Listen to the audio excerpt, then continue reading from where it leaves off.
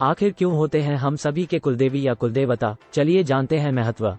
हिंदू धर्म में कई देवी देवताओं की पूजा आराधना की जाती है, जिनकी अलग अलग मान्यता होती है। हिंदू धर्म में 3 प्रकार के देवताओं जैसे कुलदेवता, ग्राम और इष्ट देवता की भी आराधना की जाती है। दरअसल इन तीनों ही देवताओं में खास अंतर है, जिसके बारे में आइए विस्तार से जानते हैं। कुल का मतलब है जो आपके गोत्र के देव है। कुलदेवता उन देवी देवताओं को कहा जाता है जहां पर पूर्वज और कई पीढ़ी लंबे समय से पूजा करते हुए आ रहे हैं।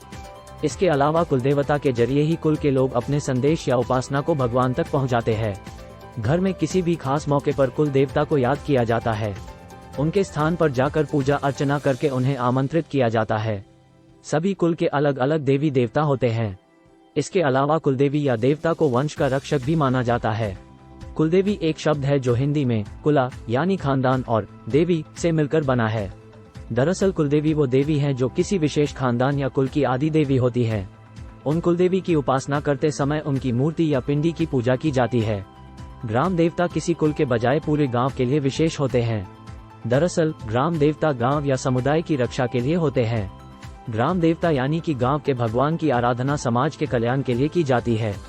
इसके साथ ही इनकी पूजा में सभी गांव वाले शामिल होते हैं, जैसे कोई त्योहार मनाया जा रहा हो। इष्ट का अर्थ है प्रिय होता है, इसलिए हर इंसान के अपने एक प्रिय भगवान होते हैं जिसकी वह आराधना करता है। उस देवता को इष्ट देवता कहा जाता है। वीडियो जारी रहेगा, पर पहले आज का सुविचार। मेहनत करने से दरिद्रता नहीं रहती, धर्म करने से पाप नहीं रहता, मौन रहने से कलह नहीं होता। ऐसी मान्यता है कि प्रत्येक परिवार या वंश का एक विशिष्ट दैवीय संबंध होता है जो पीढ़ियों के माध्यम से आगे बढ़ता है।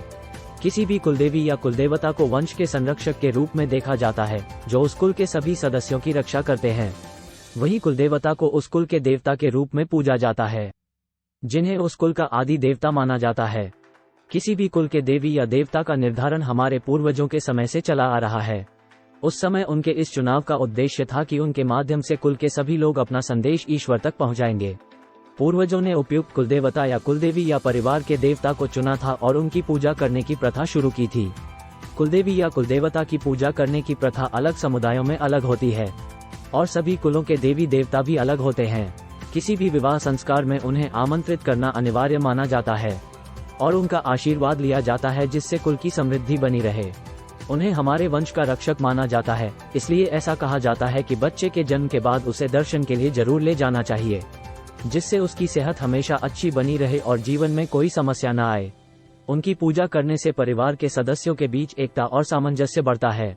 यही नहीं, यदि नव विवाहित जोड़े को कुल देवी और देवता के दर्शन कराए जाते हैं तो उनके रिश्ते में सदैव सामंजस्य बना रहता है।